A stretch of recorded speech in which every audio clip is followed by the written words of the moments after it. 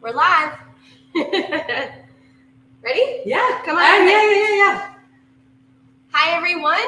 Welcome to the next episode of Pantry to Plate. I'm so excited. You recognize this face? We've got Chef Virginia Willis in the kitchen today, and we are so excited. Yay, I'm glad to be here. Yes.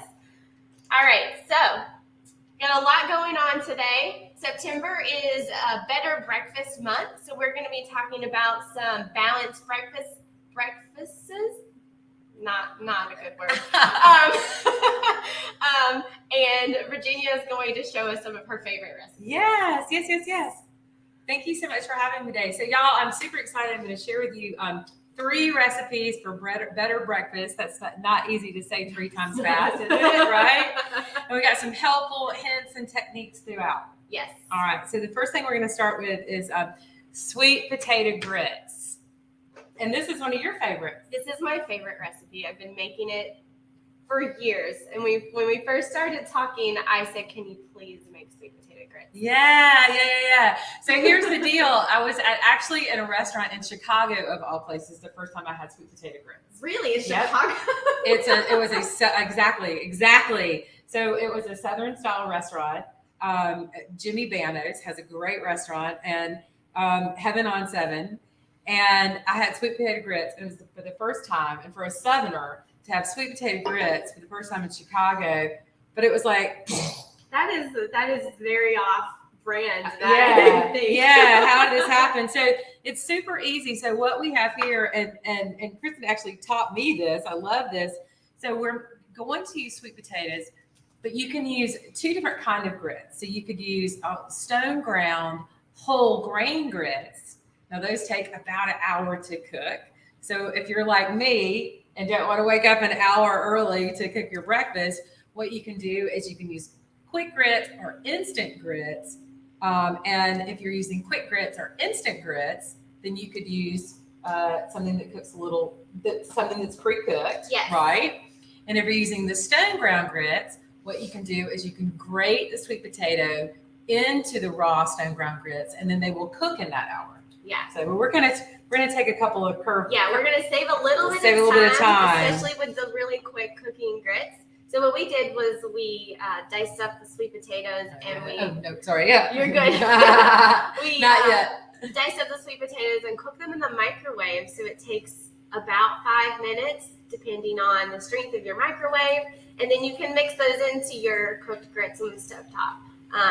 The final product looks like cheese grits, which is the coolest part because you're getting vegetables, right? But it just looks like there's a bunch of cheese in there. No. And I have so one of my sort of mantras is to have at least 1 vegetable breakfast, lunch, and dinner. At least 1, right? And so it's really easy with lunch and dinner. It's really easy for the 2 later meals of the day. But sometimes it's kind of hard to get vegetables into your breakfast unless you're having like a frittata or something, right? Yes. Like a bowl of cereal. How are you going to have a vegetable? So it's like, I think that this is a good. So I like also leaving these kind of chunky. Yeah. But let's talk a little bit about the grits first. So here I have some old fashioned grits. And like I said, stone ground grits will take about an hour to cook, but these are only going to take about 15 or 20. Yeah. So that's really great. And what I have here in this pot is I have 2 cups of water. And one of the things I do to bring out the creaminess of the grits, like a lot of recipes you'll see, they have a ton of butter or a ton of cream, and that's not going to be a healthy breakfast, right? So what I have here is we have 2 cups of water, and then also I'm going to add 2 cups of low-fat milk or reduced fat milk. And so that is going to, give us some of the creaminess without all of that fat. So I learned this from Virginia this morning. I love that the milk and the butter are just giving you the flavor and sort of a little bit of mouth texture, but really the cooking, the simmering step is what makes the grits really creamy. Yeah, exactly. So what happens is that as the grits simmer, it activates the starch, and that is what will make the grits creamy. So you can still have some butter and you can still have some cheese, but you just have a little bit less. Yes. right? And I love that because you still get the great flavor, but not as many calories, as much fat, right? So you know what I forgot to grab is a little bit of salt. I have a little bit of salt, and I'm going to go ahead and grab some pepper. We're just going to salt our grits, the liquid for our grits, a little bit of salt and a little bit of pepper. You want to? Okay, there we go. All right, so a little bit of salt, and we're going to bring that to the boil. And then when that comes to the boil, I'm going to add these grits, and we'll just get those going. So, and another thing that's great about this recipe is that you can make it ahead and then portion it out and then reheat it throughout the week. Yes, I love that this recipe can also be eaten breakfast, lunch, or dinner. That is the only time I ever cook these is on the weekend because, like you said, waking up an hour early, not necessarily the route I want to take, but they're really good leftovers. So eat them for lunch as the base of your meal. That'll be your grain portion of your meal. Some like grilled meat on top. Vegetables. I love grits for dinner. Love grits for dinner, and it's nice. It's nice to serve with like roast chicken or pork or turkey. I mean, it's just a really nice alternative to if you're adding a starch instead of pasta or rice. So we're just going to bring this up, and then once it gets real hot, I'll add the grits, and then these sweet potatoes are cooked, so we can go ahead and put those in, and they just sort of break down, and it does make it this wonderful color. It looks like cheese grits. And so much of it is really tricking your brain. Right? So much of it is tricking your brain. All right, so I'm just going to add these in. So is there a reason why you're stirring it like that?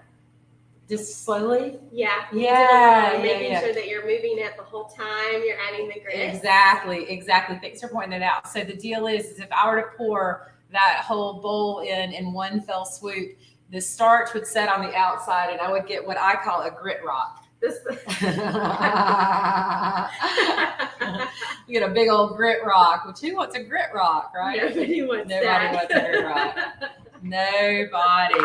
All right, so that'll come up to a simmer, and when that comes up to a simmer, what I'm going to do is I'm going to add my sweet potatoes. Sounds good. And then at the end of cooking, what we're going to do is we're going to go back in and add some butter and cheese, which is rarely a problem with grits. And this is the deal. If you don't like grits, you have not had the right grits, okay? If you have had instant grits only made with water, I'm sorry, it's not going to have as much flavor, but that doesn't mean that we can't add some flavor with salt, pepper, a little bit of butter, and a little bit of cheese, right? Yes. All right, so let's, do you have any thoughts about this? I wanted to add that you can also eat this sweet. So sweet potatoes are going to give you a little sweetness because that's what they do. So you can add some cinnamon and a little bit of sugar if you like it on the sweet side. Like I grew up going to the Waffle House and getting the plain grits that they served, and my dad taught me to put one of the little packets of jelly in my grits. Oh wow! So it sounds so crazy. That's mind blowing. I know. So some people like their grits sweet, and some like them savory. So if you like them sweet, add some cinnamon and a little bit of sugar, and then you'll also still get your extra vegetables. Right. Or I'll often add spices and won't add the sugar. And then another thing I wanted to say is that if you have canned pumpkin, you can actually use canned pumpkin because sweet potato and canned pumpkin have a very similar flavor profile. And the truth is this is not actually pumpkin like you would think of, like pumpkin that you carve out a jack-o'-lantern. This is actually butternut squash. They're very similar. High in vitamin A, C, just good and good for you. Beta-carotenes, the orange color, you're going to get really good fiber. All the things. Yeah. All the things. All right, cool. So shall we get started on this, on the Hashbrown Casserole? Yeah, let's go on, and I will pay attention to this pot. All right, cool. So the first thing I want to do is, let's see where I am so make sure that you guys can see me. I want to show you, let's see. There we go. Is that in the right spot? I think I'm make sure that you can see this. I'm going to show you, we're going to start out with knowing how to chop an onion, because I can't tell you, that's like the foundation of so many recipes is knowing how to chop an onion. So the first thing I have is an onion, and I've got the stem end, and then I've got the root end. And what I like to do is I like to leave the root end attached so it holds the onion together. All right. All right. We do it the same way. Okay, good. Yay. All right. And I'm going to chop that off. And then, y'all, I keep the bits and the pieces. I'll keep my onion skin, the potato skin, if I'm using garlic, carrot peels, things like that. And I'll put it in a sealable container. And then at some point during the week, I might just bring it all to a simmer and I have a pot of vegetable stock, which is wonderful to cook with. And it's also wonderful just to sip like a little 10 a.m. snack or something like that. So we'll keep that. So I'm going to leave that root end attached. Is it in frame? Is that all good? Yeah. Okay. Yeah, so I'm going to leave that root end attached. And then I cut right directly through it. May I ask you for the bowl? For that bowl? It is this bowl that is very full. Yeah. Now that's full. So this is more of a compost kind of bowl because I wouldn't put the eggshells of the vegetable stock. Yes. But it's a great it certainly is a great way. The way I look at this at home, especially for the vegetable stock, is that it's free. It's free money. It literally is just like free, and it's helping prevent food waste, which is really, really, really important. All right, I was about to say. Yeah. We're ready for a stir over here. Let's see that way. Yeah, there we go. I got you. All right, we're going to do that. So these are coming up to a boil. And I'm going to go ahead and add our pumpkin, or our sweet potato rather. If you haven't tried this, you're going to love it. It's really delicious. Trust me. Yeah. This is one of my regular recipes. Yeah. All right, so that is it. So we'll just let those simmer a little bit. Okay, put that there. All right, so back to the onion. All right, so here I have, so I left the root end attached. I halved it down the middle, and then so now I have a flat surface. Okay, and that's one of the most important things. You want to make food that's good and good for you, but you also don't want to get burned and you don't want to get cut. Safety first. Safety first. All right, so it's not with the tips of my fingers, but with the pad of my palm, I'm going to hold the onion in place.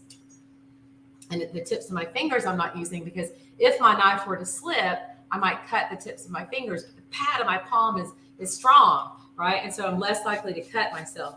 So I'm going to make a couple of horizontal slices. And because I left that root end attached, okay, let's see. Let me come over here. Because I left that root end attached there, that means it's going to hold the onion all together. All right, and now I'm going to go back, fingers bent, thumb tucked.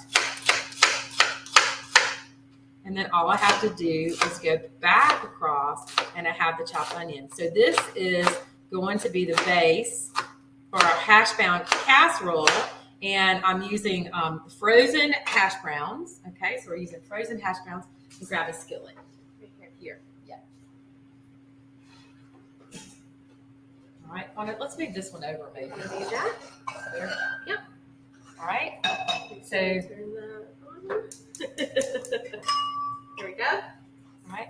So this is for the Hashbrown Casserole, and we're starting with a little bit of onion. I'm going to get that in there. And then actually I'm using ground turkey. So you'll sometimes see ground turkey or ground turkey sausage. And since this is plain ground turkey, it's going to be, it's going to still have some great flavor, but it's going to be lower in fat, lower in calories. And then we're going to add some spices. So you'll get the flavor of sausage without all the fat of sausage. Yes. And I wanted to make sure we use Virginia's coin, her phrase. So we're gonna lighten this up. Lighten up, y'all. Lighten up, y'all. We're gonna use some ground turkey instead of sausage or pork. Yeah. So if you were gonna use sausage or pork, I just recommend draining off the extra fat that comes out into the pan, and that'll help you lighten it up a little bit. Yep. The turkey, this one is a 93.7, so only 7% fat. It's one of the leanest options you can find at the grocery store. I love turkey. I love ground turkey and eat a ton of it. Okay, so we've got our onions and our turkey going. And so now the next thing I'm going to do is talk about this. So we have a 9x9 of frozen hash browns, and they're just defrosted enough so that I can layer the bottom of the pan. And we were talking that this recipe is good for meal prep. Yeah, so this is a half recipe for the demonstration, but doubling this is going to give you a really big casserole dish. So it's a great opportunity to, when you have some extra time, to prep it ahead, and you can eat it throughout the week for breakfast. Or Virginia said you can cut it into like longer strips instead of like wedges or squares, and put it in tortilla and make a breakfast burrito. Yes. I thought that was super smart, and that's a really quick way to prep. Also, you can double this up, make 2 casseroles, take 1 casserole, make it into burritos, and put them in the freezer. Yes. And then you're just good to go for a while. No, I think that makes so much sense. Yeah. It's so much, it's hard in the mornings. It's hard to eat stuff that's like kind of good and good for you in the mornings, and it's really easy. It's really easy to grab things. And so this is it's nice, it's filling, it's hearty. It's got cheese, eggs, and milk. It's savory. The satisfaction flavor is going to be super high.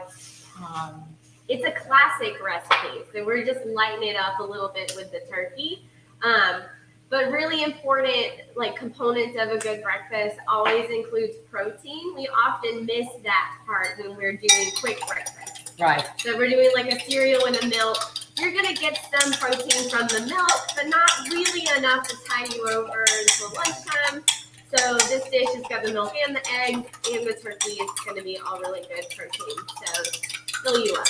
So good. Okay, so the onion and the sausage are going in our skillet. And I have the hash browns, the uncooked frozen hash browns here in the pan. We've sprayed our pan with a little bit of nonstick spray. And then now here I've got eggs and milk. And then now we're going to add those sort of sausage flavors to take the place of the fact that we're using the ground turkey. Yes. Okay, so what's in sausage? Usually sausage has a little bit of red pepper flake. You can make this as hot or as mild as you'd like. Yes. You like hot? I like hot. All right, let's go in a little bit more, right? Get your breakfast off to a good hot start. I'm telling you, my mother-in-law's from Thailand. Yeah, She's taught me how to. That's a whole other level. It is a whole other level. That's a whole other level. I was little baby, not able to take hot in the very beginning. All right, and we've got some onion powder. So even though we've got onion in the casserole, this onion powder like doubles that layer of onion flavor. All right, and we've got some garlic powder. May I ask you for some salt? Yes, of course. Yes, you may. Thank you so much. Thank you. A little bit of salt. Now I'm going to put some cayenne pepper in there, and this is kind of all up to you, but this is usually what gives sausage that flavor. If you wanted to make this more of like a Mexican hash brown casserole, you could use like a taco seasoning mix, right? Something like that. You want to give it some heat and some flavor since we're using the plain ground turkey. Yeah. Are there some other flavors for sausage that we're missing today? So you happen to have other spices in your cabinet. What are those? Well, a lot of times you'll see that you can have a jar of Italian seasoning. Italian seasoning would be perfect for something like this. And Italian seasoning traditionally has like oregano and basil. One ingredient that's very common in sausage is fennel seed, right? So if you have any fennel seed, or you're able to see a spice blend mix that has fennel in it, then that might be nice too. That would be great. And I love the idea of like a taco seasoning packet. Me too. What could be better than like hash brown casserole? A Mexican hash brown casserole, a taco casserole, right? Casserole. And put it in a burrito, and you're set, right? Boom. We just invented something wonderful. I'm going to take a look at this oven over here. Okay, cool. That'd be great. Oh, I see some bubbles on our casserole. On the casserole, that's good. Well, let's get this in. We'll put this in and pull it out. Yeah. All right, so now I've got my hash browns And I'm going to just, I want to cook this all the way. that Hey, looks yeah, good. that looks good. Yeah. Okay. You want to give it a show? Yum. Look at that. There we go. This is the final hash brown casserole. Yeah, pull back just a tad. Is that going to work? It's there a we little go. bit of delay there. Oh, yummy. Oh my gosh, that looks so good. All right, and we'll let that cool just a second and then we'll plate it up. Okay, so here I'm going to put down a layer of the meat.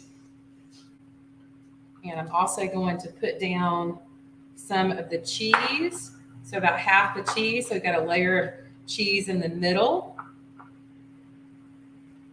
And then the meat on top.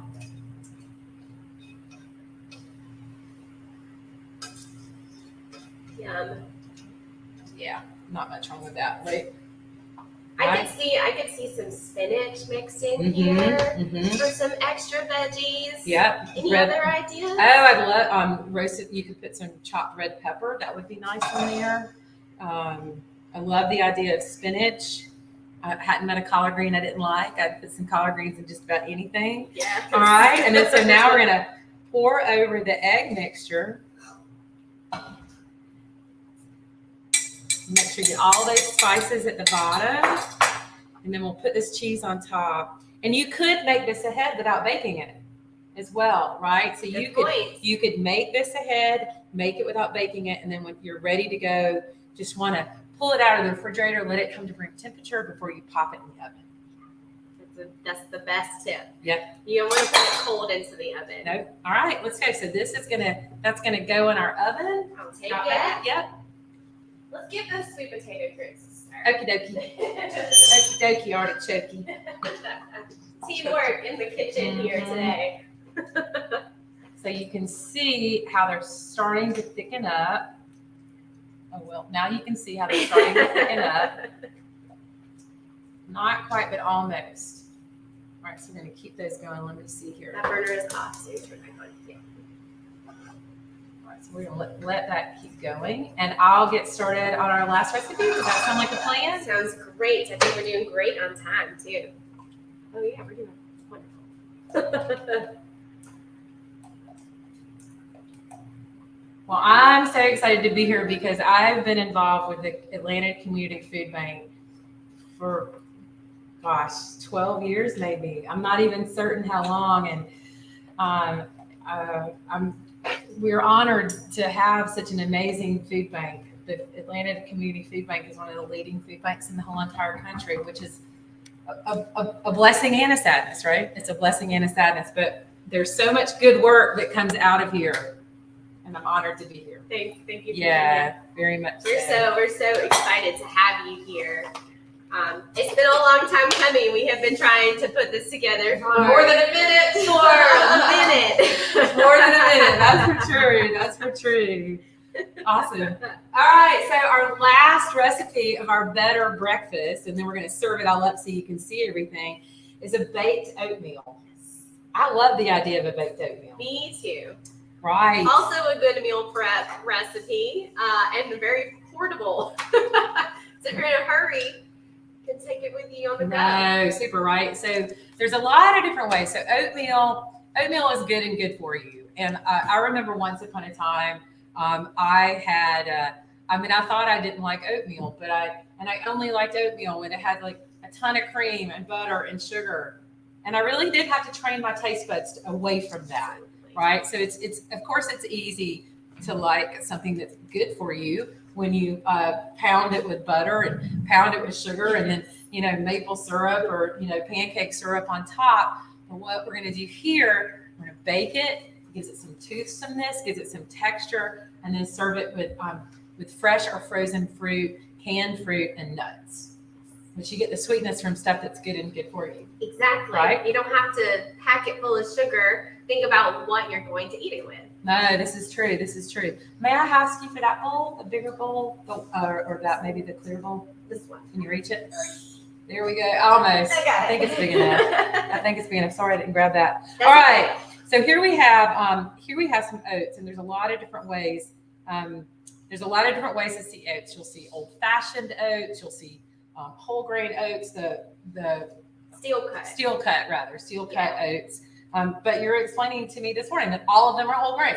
All of them are whole grain. The major difference is how long it takes to cook them. So the steel cut is harder and more like in the sort of original form. So they're going to take the longest to cook. Then you've got your like old fashions, which is like the whole slate. You can tell the difference between the old fashioned and the quick cooking, because the quick cooking is a lot thinner and smaller, and that just means they've been prepped ahead for you, so you can cook them a lot faster. But they're all whole grains. They all have good fiber to help with keeping our digestion regular, and then also to help us stay full. It does. It really helps you stay full. May I ask you to zap that for me? Add a minute. Add a minute. We're going to add a minute. All right. So oatmeal has gone into the bowl. Vanilla is going into the bowl. I've got a little bit of baking powder. Now, why am I putting baking powder in oats? Because we're baking it and we want it to give a little bit of a lift. Now, I've also, obviously, it depends on the usage, but applesauce can actually be used in some baking recipes in place of oil, fat, or egg. So what I've done here today is that if I wanted to put an egg in this dish to sort of hold everything together, I could. But what I'm doing is I'm going to use unsweetened applesauce. So I've got the unsweetened applesauce, and then I'm going to add a teaspoon of cinnamon, which that spice is really good for you, and then a little bit of salt. And then I also have this, just a tablespoon of melted butter, so it's just enough to give you that rich buttery flavor, but without too much. All right. And then I've lost my cake pan. Where did I put it? It's over here. Pan. Got it. Got it. All right. And then so I have a cake pan or an 8x8 square. I'm just going to spray that with a little bit of nonstick spray. And then this goes into the pan. And this goes into the pan. And then we bake it. And then this can be baked and then portioned out. And once again, also sort of like individually wrapped. So it's a sort of a grab and go. If you want it, if it bakes a little too firm for you, what you can do is add a little bit more liquid. I like the portability. Yes. Okay, I asked you to pop that in. Yes. Okay. So this is what our baked oatmeal looks like. So look at that. Almost looks like a big oatmeal cookie. It does. How did you go wrong with a big you're having a big old oatmeal cookie for breakfast. All right. So I'm just going to, let me grab a different knife since that's got some onion on it.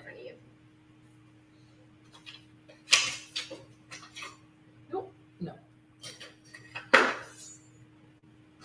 All right. So we're going to, it's a little warm, not too bad.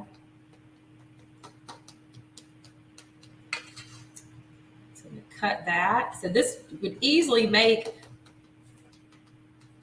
4 hearty portions or 8 more reasonable portions, right? So if you wanted it to be 8, you could serve it alongside something else. It'll be a part of the breakfast. But look what we're about to do. Oh, I wonder, is there let me do that. I'll get this. Okay. There we go.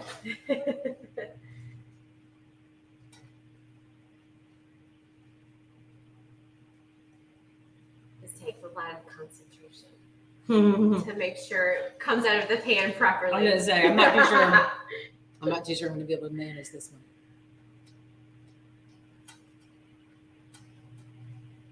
You have to hold your tongue just right.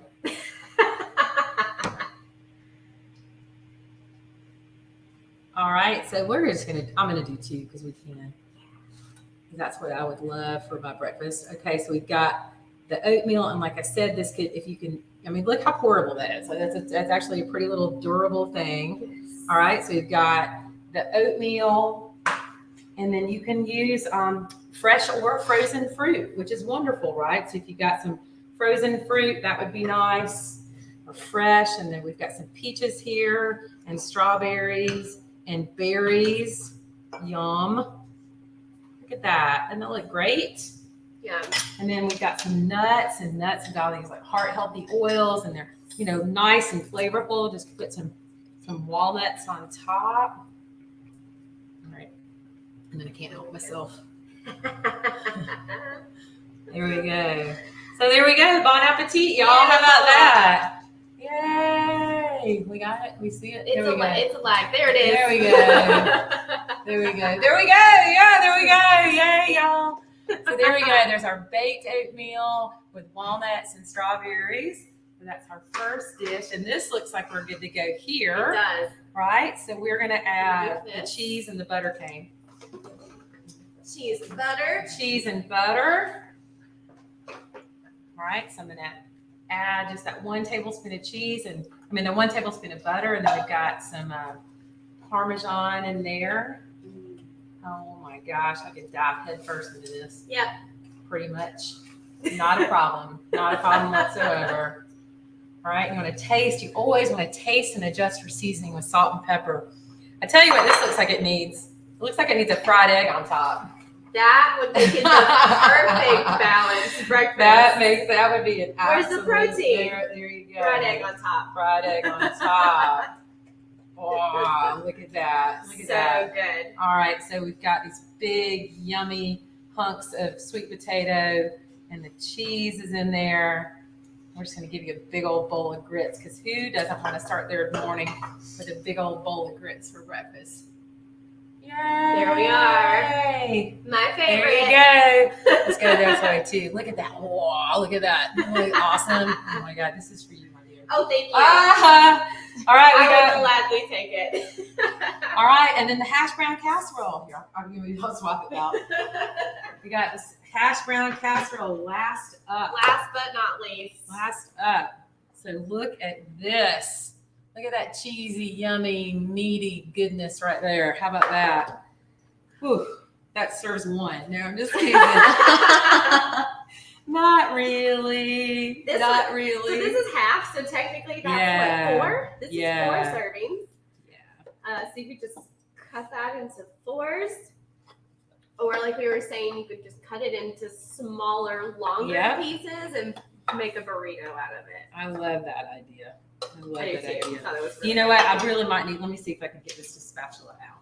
Let's see. I think I might have one here. Oh my gosh. Okay, that's perfect. I like that. I could probably wing that first one, but I'm not too sure about the second one. All right, so I'm just going to slice that. Make sure we're good to go. Yay! Talk about hearty. Talk about that is a breakfast of champions, my friend. So there is our turkey sausage and hash brown casserole. It looks amazing. It looks amazing. And it smelled awesome when I opened up the oven. Yay. So here are 3 better breakfasts. We've got our sweet potato grits, turkey hash brown casserole, and a baked oatmeal. Super simple. Can't go wrong. Steady, easy ingredients. Nothing too crazy. Everything can be made ahead and reheated. Everything can be prepped ahead and made later. Yes. And it all can be frozen. So these are 3 great recipes that get you on a start for a better breakfast. Yes. So I wanted to just make one more point about the word breakfast. We talk about breakfast being the most important meal of the day, but why? The reason is in the word breakfast. We are breaking our fast from when we were sleeping. So whenever we break the fast and when we're hungry, it's important to be hungry. We are going to make sure that our blood sugar is more balanced, and it just sets you up for success for like the whole day. Yeah. So breaking the fast with better breakfast. That's right. That's right. Awesome. Thank you so much for having me today. Thank y'all for being here today. So before we wrap it up, huge thank you to Chef Virginia Willis for being in the kitchen with us today. You will see more of her in the future. Yeah. But so she will be back for the next episode of this month. And we're really excited because she's doing something a little special. Yeah. So September is also Hunger Action Month, where we are advocating extra throughout the community on the issues that folks who see hunger in their homes that they face. So one thing that she's going to do is she's going to do the Snap Challenge. So what does that mean? So Snap Challenge, Snap is the amount of money that people are given for food for their day. And I think that a lot of people that aren't in that situation don't realize how challenging it is. So I'm going to feed myself in with that budget in mind to share on social media, and you can follow it here at the ACFB or my Instagram, Virginia Willis, to see what I'm making for $5.39 a day. Yes. So she's going to come and share a breakfast, a lunch, and a dinner that fits within that budget. Yep. So hopefully that will be helpful for anybody watching, or just put it into perspective for you how hard it can be. When your funds are limited. Yeah, exactly. Yeah. Exactly. Good. Thanks so much. Yeah, thank you so much. Bon appetit, y'all. We'll see you in 2 weeks. All right. We're done. I'm just looking for the mouse.